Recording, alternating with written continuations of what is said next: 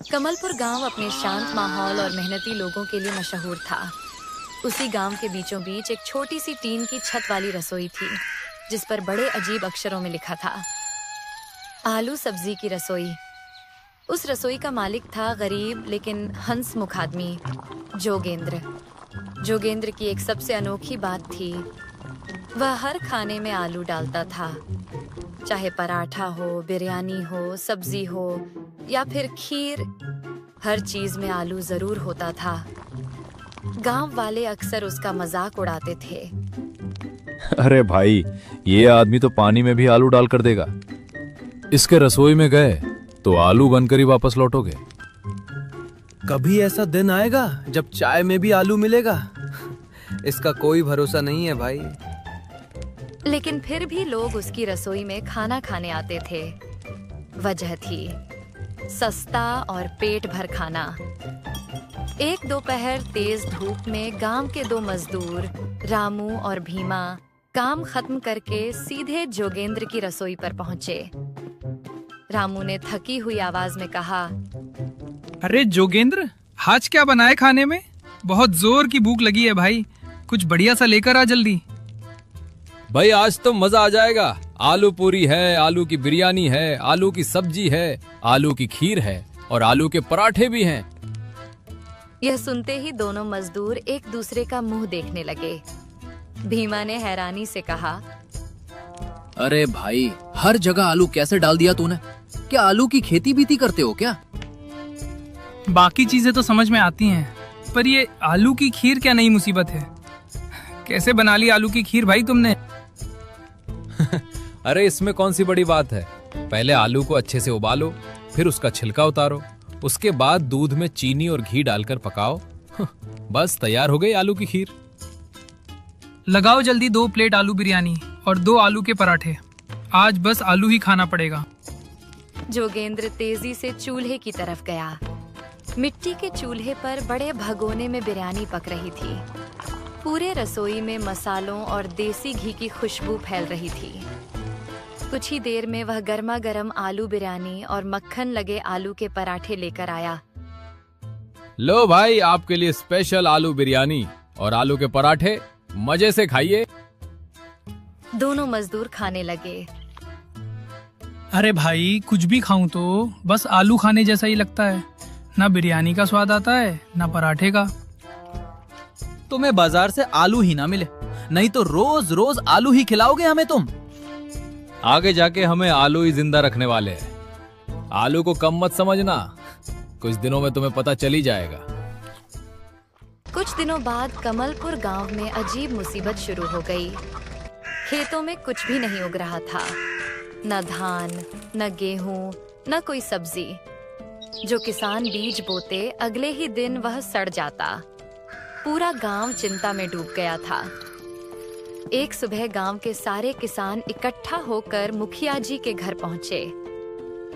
मुखिया जी, कुछ तो गड़बड़ है। हमारे खेत में कुछ भी नहीं उग रहा। जो भी सब्जी या धान लगाते हैं अगले दिन सड़ जाता है। समझ ही नहीं आ रहा क्या हो रहा है। मुखिया जी भी परेशान दिख रहे थे।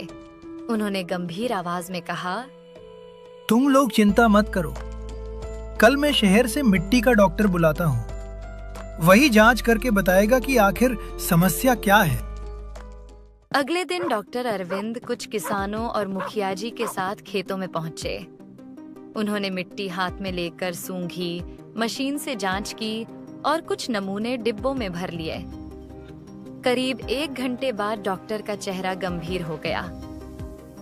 क्या हुआ डॉक्टर साहब, कुछ पता चला या नहीं? आपके गांव की मिट्टी अब उपजाऊ नहीं रही। इसमें अब कोई फसल नहीं उगेगी। यह सुनते ही किसानों के पैरों तले जमीन खिसक गई। डॉक्टर साहब, इसका कोई इलाज है क्या? कोई खाद, कोई दवा जिससे मिट्टी फिर से उपजाऊ बन जाए? अभी कुछ कहना मुश्किल है। मुझे मिट्टी के नमूनों को लैब में जांच के लिए भेजना होगा, उसके बाद ही पता चलेगा। इतना कहकर डॉक्टर वापस जाने लगे। तभी उनकी नजर सड़क किनारे बनी एक छोटी सी रसोई पर पड़ी। आइए साहब, बताइए क्या खिलाऊं? क्या क्या मिलता है तुम्हारी रसोई में? साहब, आलू की सब्जी है, आलू के पराठे हैं, आलू बिरयानी है और आलू की खीर भी है। लगता है तुम्हें आलू कुछ ज्यादा ही पसंद है। चलो फिर 1 प्लेट आलू बिरयानी लगा दो। कुछ देर बाद गर्मा गर्म बिरयानी सामने थी। डॉक्टर ने पहला निवाला खाया और हैरान रह गया। वाह, बिरयानी तो बहुत स्वादिष्ट है भाई। पर अब कुछ और बनाना सीख लो, क्योंकि गांव में अब आलू भी नहीं उग पाएंगे। ये शब्द सुनते ही जोगेंद्र का चेहरा उतर गया। वह मन ही मन बुदबुदाया। लगता है पिताजी ने जो बात कही थी उसकी शुरुआत हो चुकी है। कुछ दिन और बीत गए। अब पूरे कमलपुर में भूखमरी जैसी हालत हो चुकी थी। किसानों के घरों में अनाज खत्म हो गया था। बच्चे भूखे सोने लगे थे। लोग जंगल से पत्ते तोड़कर खाने लगे थे। गांव में हर तरफ उदासी फैली थी। तभी एक सुबह अचानक गांव में जोर जोर से आवाज गूंजने लगी। आओ आओ गाँव वालों, गर्मा गर्म आलू की सब्जी और आलू के पराठे भी तैयार हैं। लोग चौंक गए। आवाज फिर आई। और हाँ, आलू की खीर भी बनी है, जल्दी आओ। ये आवाज तो जोगेंद्र की लग रही है। इसने कैसे रसोई खोली है? चलो जाकर देखते हैं क्या बात है। कुछ लोग तुरंत उसकी रसोई की तरफ दौड़े। अरे जोगेंद्र, मजाक क्यों कर रहे हो? तुम्हें पता नहीं गांव में भुखमरी चल रही है। जमीन में घास की तिनकी तक नहीं उग रही और तुम आलू के पराठे और खीर बना रहे हो। अरे भाई, मैंने सच में बनाया है, तभी तो बुला रहा हूँ। आपको यकीन नहीं होता तो रुको, अभी दिखाता हूँ। जोगेंद्र तुरंत एक बड़ी थाली लेकर आया।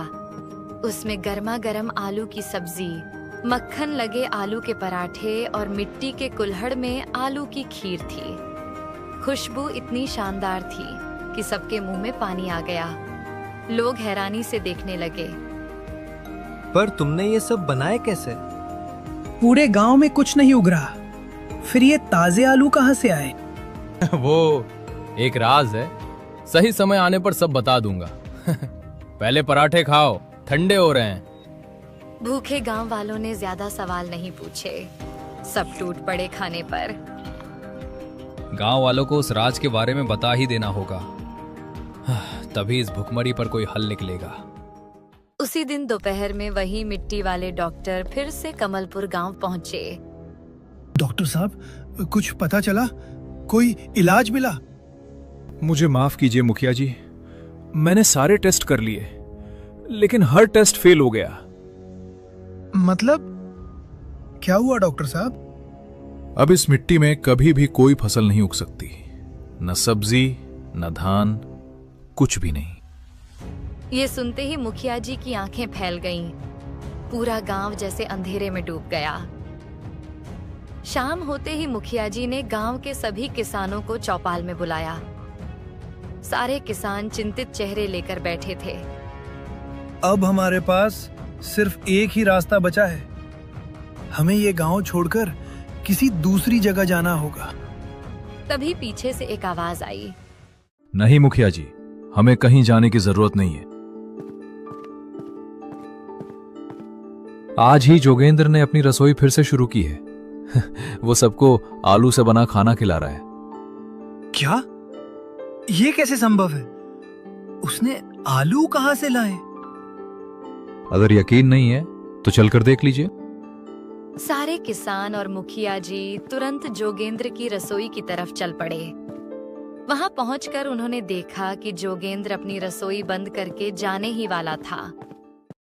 जोगेंद्र, सच सच बताओ, ये आलू तुम कहां से ला रहे हो? मुखिया जी, मैं आपको ये बात बताने ही वाला था। सारे लोग उत्सुकता से उसकी तरफ देखने लगे। ये आलू मैंने अपने खेत में उगाए हैं। यह सुनते ही सारे किसान हैरान रह गए। ये हो ही नहीं सकता। हमारी जमीन में तो कुछ नहीं उगता, फिर तुम्हारे खेत में आलू कैसे उग गए? इसके पीछे एक बहुत बड़ी कहानी है। सब लोग ध्यान से उसकी बात सुनने लगे। लेकिन तभी जोगेंद्र आसमान की तरफ देखने लगा। सूरज ढलने वाला था। अभी कहानी सुनाने का समय नहीं है, पहले हमें खेत जाना होगा। क्यों? अगर शाम 6 बजे से पहले हमने खेत में आलू नहीं लगाए तो वो नहीं उगेंगे। सारे गांव वाले जोगेंद्र के पीछे पीछे उसके खेत की तरफ चल पड़े। खेत के बीच पहुंचकर जोगेंद्र ने जल्दी जल्दी पुराने आलू मिट्टी में दबाने शुरू किए। आलू लगाने के बाद जोगेंद्र ने गहरी सांस ली और सबकी तरफ देखकर बोला, अब कल सुबह यहाँ सब आ जाना, सब अपनी आंखों से देखना यहाँ क्या होता है। अगली सुबह सूरज निकलते ही पूरा कमलपुर गांव जोगेंद्र के खेत की तरफ दौड़ पड़ा। जैसे ही लोग खेत के पास पहुंचे, सबकी आंखें फटी की फटी रह गईं। अरे बाप रे, ये कैसे हो गया? एक रात में पौधे उग गए। देखा, मैंने कहा था ना, मेरे खेत में आलू उगते हैं। अगर ऐसा है तो तुम दूसरी सब्जियां भी उगाओ ना, टमाटर, प्याज, बैंगन। नहीं, मेरे खेत में सिर्फ आलू उगते हैं, और वो भी कुछ समय के लिए ही। लेकिन ये कैसे संभव है जोगेंद्र? पूरे गांव की जमीन बंजर हो चुकी है, फिर तुम्हारे खेत में ही आलू क्यों उगते हैं, और वो भी एक ही रात में? जोगेंद्र कुछ पल चुप रहा। सच सच बताओ जोगेंद्र, आखिर राज क्या है? कई साल पहले हमारे गांव को एक श्राप मिला था। हाँ, एक भूखे बाबा ने ये श्राप दिया था। बहुत साल पहले एक साधु हमारे गांव आए थे। वो भूखे थे और लोगों से खाने के लिए मांग रहे थे, लेकिन गांव वालों ने उनका मजाक उड़ाया और उन्हें खाना देने से मना कर दिया। बाबा बहुत दुखी हुए। उन्होंने गुस्से में कहा, जिस गांव में भूखे इंसान को खाना नहीं मिलता, वहां एक दिन अनाज का एक दाना भी नहीं उगेगा। जब बाबा आखिरी सांसें ले रहे थे, तब मेरे दादाजी ने उन्हें पानी पिलाया और माफी मांगी। तब बाबा ने अपने झोले से कुछ आलू निकाले और दादाजी को देते हुए कहा, जब इस गांव में भूखमरी आएगी, तब सिर्फ ये आलू ही उगेंगे। और इतना कहकर बाबा ने वहीं प्राण त्याग दिए। ये सुनते ही सब लोग एक दूसरे का मुंह देखने लगे। तो फिर ये आलू सब किसानों में बांट दो, सब अपने खेतों में लगाएंगे। नहीं मुखिया जी, अब बस कुछ ही आलू बचे हैं। ये आलू खत्म होने से पहले हमें इस श्राप का कोई हल ढूंढना होगा। क्या तुम्हारे दादाजी ने श्राप तोड़ने का तरीका नहीं बताया? नहीं, उन्होंने बस इतना कहा था कि एक दिन कोई बाहरी आदमी आएगा और वही इस गांव को श्राप से मुक्त करेगा। लेकिन वो आदमी आखिर आएगा कब, और वो कौन है? कुछ दिन और बीत गए। आज गांव वाले आखिरी बार जोगेंद्र के आलू के पराठे और आलू की सब्जी खा रहे थे। खाना खत्म होने के बाद जोगेंद्र उदास होकर बोला, भाइयों, अब सारे आलू खत्म हो गए। कल से शायद हमें भूखा रहना पड़ेगा। पता नहीं वो बाहरी आदमी कब आएगा, और तब तक हम जिंदा भी रह पाएंगे या नहीं। तभी अचानक गांव में मिट्टी वाले डॉक्टर अरविंद फिर से आ गए। क्या हुआ डॉक्टर साहब, कोई इलाज मिला क्या? इलाज तो नहीं मिला, लेकिन हम एक कोशिश जरूर कर सकते हैं। अरे छोड़ो, तुमसे कुछ नहीं होगा, हम तो कल गांव छोड़कर जा रहे हैं। धीरे धीरे सारे गांव वाले वहां से चले गए। मुखिया जी भी निराश होकर बोले, अब कुछ नहीं हो सकता डॉक्टर साहब, आप भी घर जाइए। लेकिन जोगेंद्र वहीं खड़ा रहा। वह बोला, चलो डॉक्टर साहब, एक आखिरी कोशिश कर ही लेते हैं। चलो, कम से कम कोई तो रुका। उसके लिए हमें खेत जाना होगा। दोनों जल्दी से खेत की तरफ गए। खेत पहुंचकर डॉक्टर बोले, तुम्हारे गांव में कई सालों से लगातार खेती हो रही है। इसी वजह से ऊपर की मिट्टी के सारे पोषक तत्व खत्म हो गए हैं। तो अब हम ऊपर की थोड़ी मिट्टी हटाएंगे और नीचे की मिट्टी में बीज लगाएंगे। दोनों ने मेहनत करके ऊपर की मिट्टी हटाई और नीचे बीज बो दिए। अब कल तक इंतजार करते हैं। पूरी रात जोगेंद्र सो नहीं पाया। अगली सुबह दोनों खेत में पहुंचे। जैसे ही उन्होंने खेत देखा, दोनों खुशी से उछल पड़े। छोटे छोटे हरे पौधे मिट्टी से बाहर निकल आए थे। जोगेंद्र खुशी से चिल्लाया, डॉक्टर साहब, हम कामयाब हो गए, आपने हमारे गांव को बचा लिया।